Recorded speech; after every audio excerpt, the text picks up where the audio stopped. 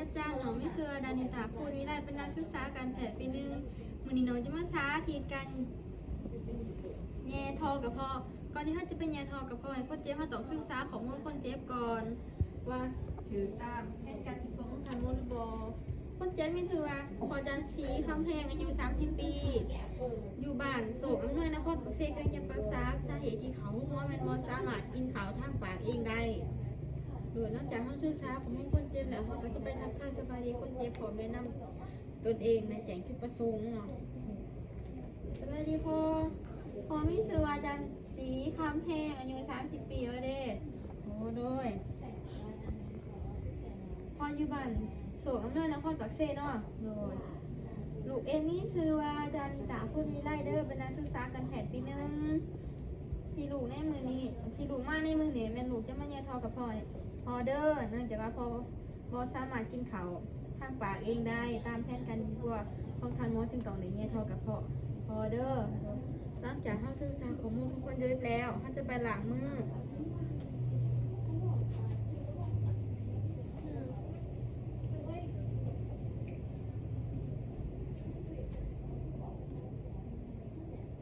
จากข้างหลังมือแล้วเขาจะไปเก็บอุปกรณ์ของเขาก็จะมีขายางกันเปื้อนทำมือสะอาดแล้วก็จะมีขัดตาสร้างหมักครัวแล้วก็จะมีท้าแย่ทอกระเพาะแล้วก็จะมีกองแป๊ะซับในครัวแล้วก็จะมี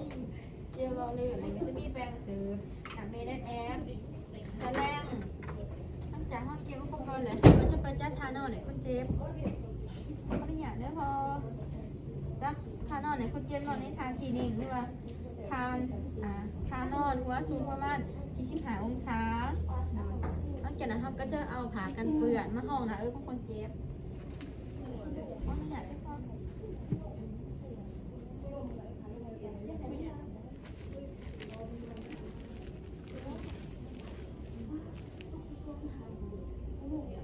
จากเ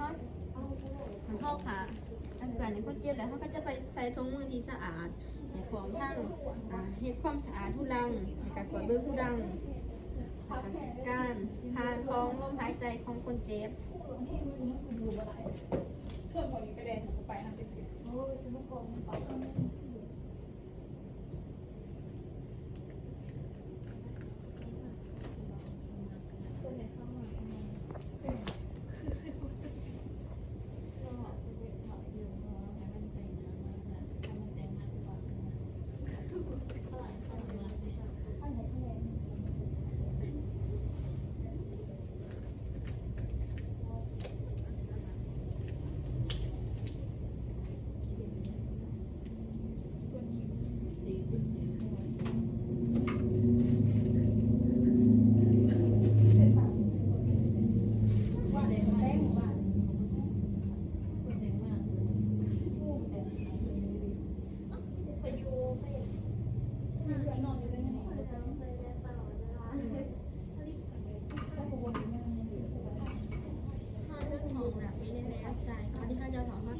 เบอร์ว่าเดือนปีเลยตอนทิ้ง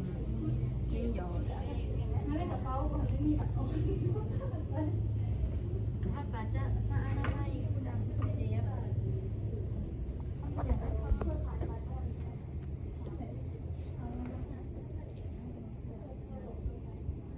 ลังจากเขาทำความสะอาดแล้วเขาก็จะมากดเบื้องผู้ดังของคนเจ็บ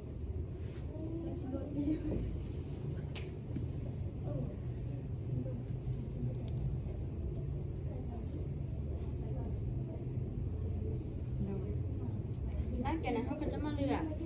สายไหหมอกับอายุและตามขนาดของคนเจ็บ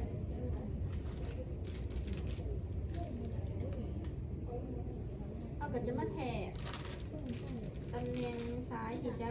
ใส่ลงในท่อกับพออาหารและติดเครื่องไม้ไหวเนาะเขาจะแทกแต่ปลายดังหาติ่งหู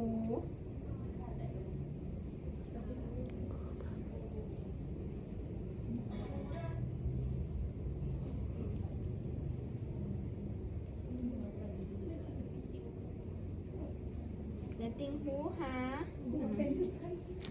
ยีปีแล้วเขาก็จะมาไหวเนาะ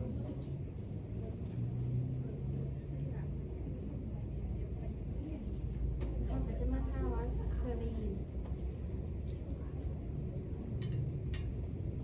ก็ที่เขาจะว่าถ้าต้องยอทิ้งยอก่อน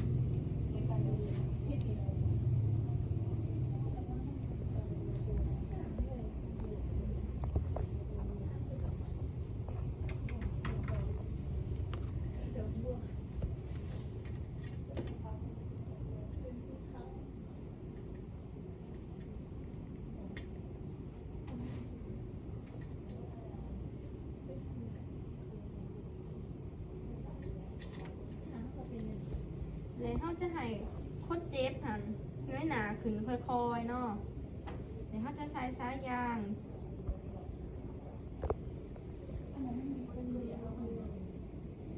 เขาจะอยู่สายยางให้เคืองไปให้โค้งไปตามโผงดังเนาะสาถ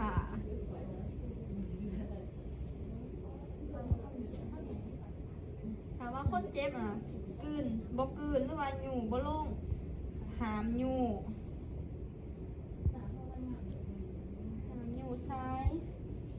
น้องเขาต้องยุดและพากร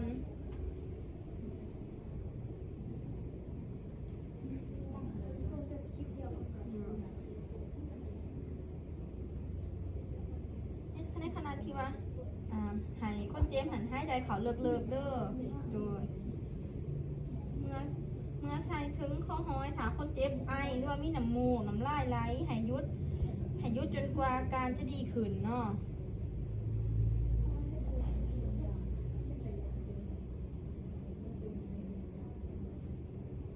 เมื่อปลายซ้ายพันถึงข้อห้อยให้กลมหัวลงเนี่ยช่วยกลืนสายยาง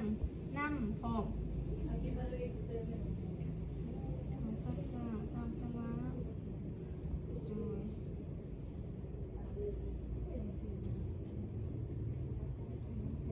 เมื่อซ้ายถึงตำแหน่งแล้วให้ทดลองเนาะคือเขาจะใส่กระบอกลอก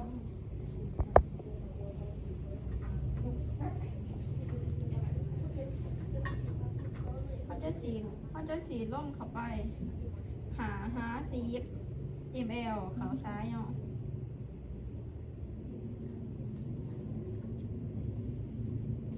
เขาจะสีเข้าไป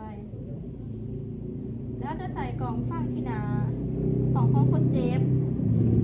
โดยบริเวณกระเพาะอาหาร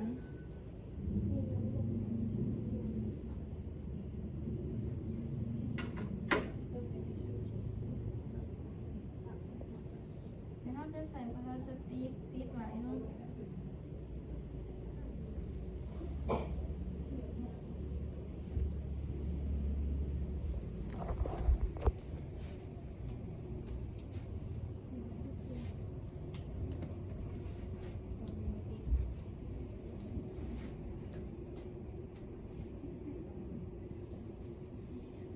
ที่ได้เพราะว่าบ่หายคนเจ็บเคือนนี้เนาะเขาจะใส่หาคนเจ็บเพราะมันบ่ติด มันเป็นหุ่นหมดติด โดยแล้วเด้อถ้าเกิดจะมาทำความสะอาดจัง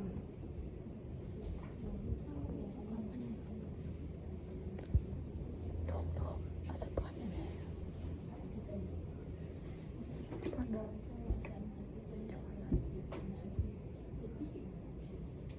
เขาจะมาจัดทาให้คนเจ็บในทาที่สบาย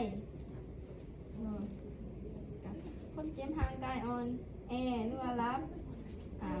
ถ้ายังเป็นตัวขยาย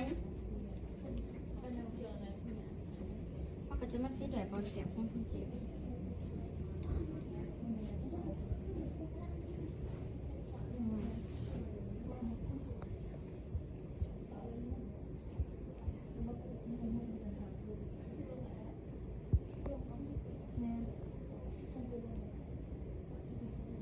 ติดตามคน เจ็บมีอาการกระวนกระวายหรือว่าปุ่นท้องบวมหากและ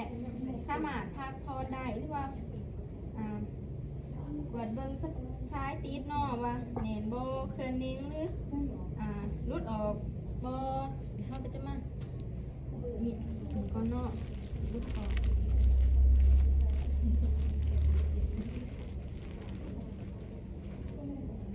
แล้วเขาจะให้สุขศึกษาคนเจ็บเขาก็จะทำงานคนเจ็บ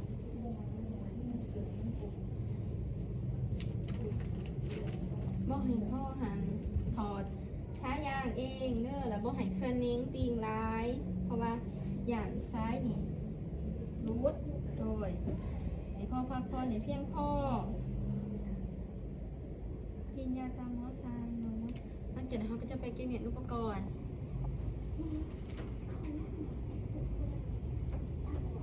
เขาก็จะมาถอดถุงมือ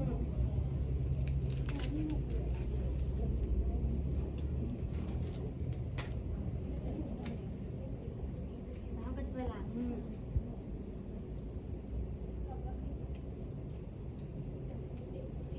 แล้วเขาจะมาจดบันทึกว่าคนเจ็บได้แย่ทอกระเพาะในวันที่17 เดือน 8เนาะโดยสำหรับการสาธิตของการแยกกระเพาะของน้องกับแมนเบิร์ดซัมนี่